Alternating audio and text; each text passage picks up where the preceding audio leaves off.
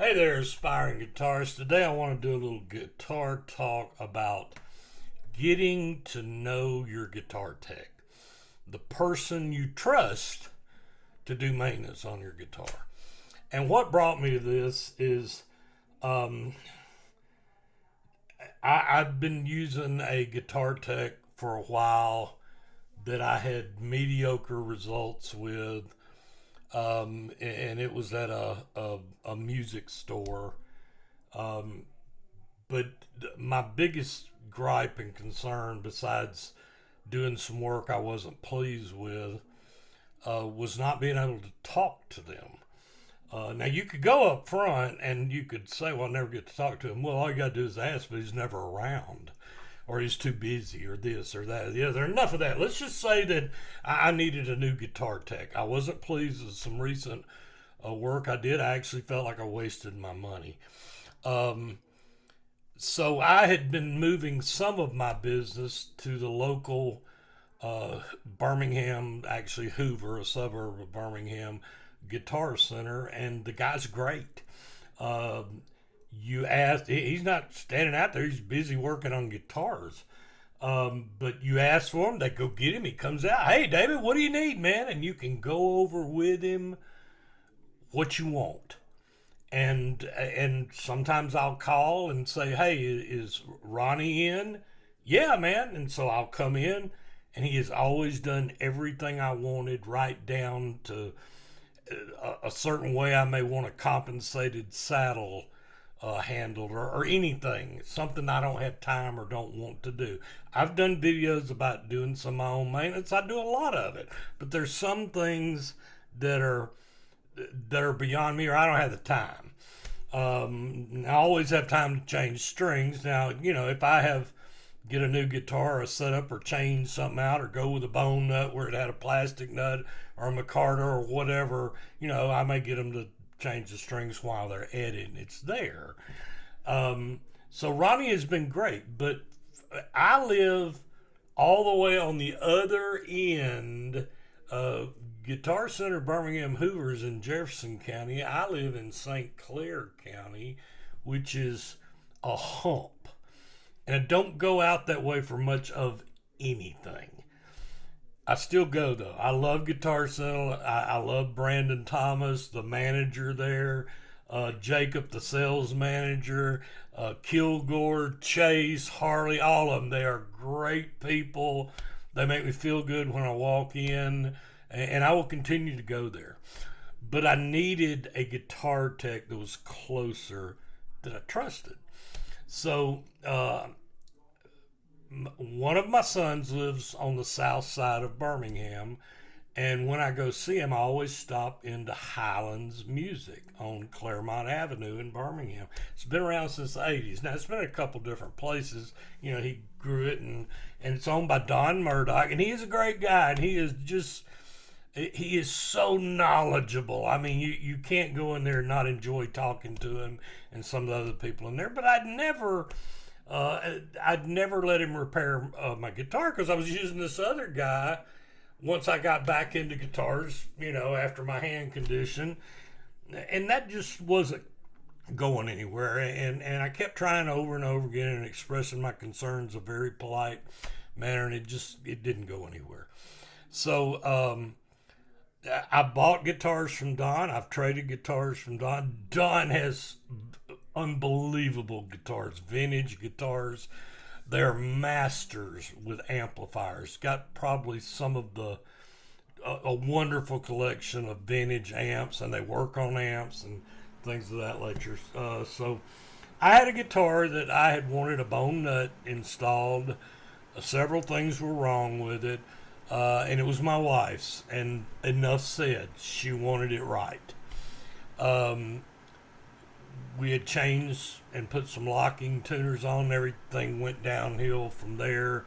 When I got the guitar back, I didn't even get to talk uh, to the tech that I told you I was just, I needed to find another tech. So I decided to carry this guitar into Highlands. I knew he had somebody that worked on guitars exclusively. His name is Harold. I went in there. I went in there the day before, and brought the guitars. And Don, the owner, he was like, well, yeah, Harold leaves at noon. He goes, but I really wish if it wasn't out of your way or trouble that you would bring it while Harold's here, because he'll take the time to listen to everything you said. And I said, oh, that's no problem. Now, while I was there, this Gretsch center body junior streamliner caught my attention. Actually, the pinstriping caught my attention. And then the junior model I pulled in, I was like, oh God, that's great. So, I didn't, I shouldn't be left unattended in guitar stores, especially ones like Highland Music that have such great guitars. And they have, oh God, they have a lineup of everything, electric, acoustics, you name it, they got it. It's just stand-up basses, ukuleles. I mean, they're stringed instruments. Every now and then they'll have somebody traded in a wind instrument or something. But anyway, so I bought the guitar. I couldn't help it. It's a great little guitar, and I love the pinstripe artwork that someone had. He told me locally had done. I'm trying to track down who did it. But in the process of tracking that down, I found another artist that is well known in Birmingham that does stuff like this, and I may, if he's willing, commission him to do some other stuff. So it was another great guitar experience at Highland Music. And then the next day I came in, I got there, they opened at 10 in the morning. I got there about 15 till, pulled up, was going through my mail, and Harold opened the door, unlocked the door, and he said, hey man, what you need? I said, you're Harold, right? He goes, yeah. And I thought, this guy looks familiar. Even though I'd seen him walk by, while I was, playing inside of Highlands. And I told him about the guitar. He listened to everything that I had to say. And we went in the back, and all of a sudden I went, man, did you grow up in this area of Birmingham? He went, yeah, man. He goes, you look familiar. I said, so do you. And I went, Harold. I said, is your last name? And I said, man, you and I went to school together, played ball, and we just went down memory road. Still, while he was testing string gauges with his caliber, I mean, the guy knows what he's doing. And we had a great trip down memory road. Started talking about old songs we used to play. But this is the purpose of this video, getting to know your guitar tech. Now, that was good right off the bat. I realize your guitar tech, you may not have a history like that, but that didn't hurt. But here's what really blew me away.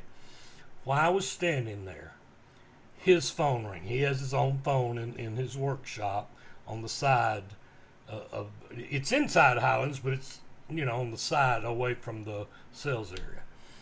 And he's got some guitars in there. He's got all the tools, all the way down from the band saws, you name it, Harold's on it. But the phone rang. He went, hey, Dave, excuse me just a minute. And he goes, hey, yeah. Oh, it was me. I just wanted you to know that, your guitar's ready, man. And he told him what it would cost. And he was like, well, I'm only here till around lunchtime. He said, and you can get it after, but if there's any way you can come by and get it while I'm here, you don't have to, but I really wish you would, because then I can let you play it. And if there's anything you need tweaked or don't like, I'll knock it out for you right then and there. I was floored. Heck, I can't even hardly get the guitar tech I was talking about in some other stores I've been to even talk to you. You don't even get to see them. You get somebody up at a front counter that wants you to tell them what's wrong. Well, sometimes you need to go into detail and show them things and this, that, and other. So I encourage you, if you can, get to know your guitar tech and find a place. Everybody gets busy. They're working on guitars. But if you can't talk to them at all, that don't sit with me. And you know what?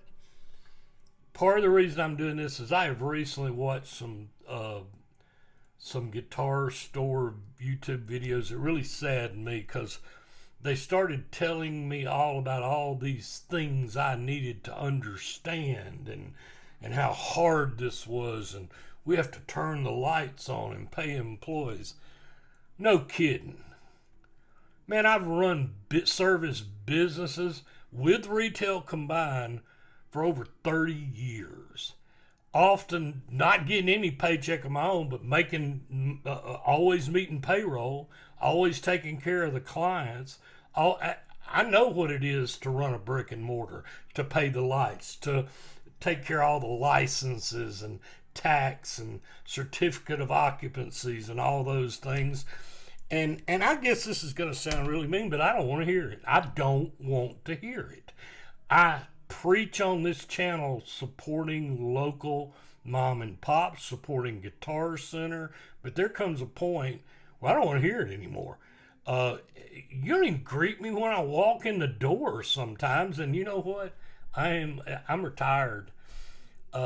If I hadn't found Harold at Highlands, which I hope to have a great relationship with Harold and him taking care of my needs, because he listened. And that's important. And I saw some of his work, and he saw what was wrong with the bone nut install right off the bat. Everything from the shim, the way it was dressed out, just everything. So I'm hoping that's going to go well. But a lot of that's on me. I have to respect his time. I have to respect him as somebody trying to make a living. I have to respect a lot of things, but that's a two-way street. And hey, get to know your guitar tech if possible. Now, you may live in a place where your choices are very, very limited. I understand that. I've been there. But it's important to be able to talk to your guitar tech.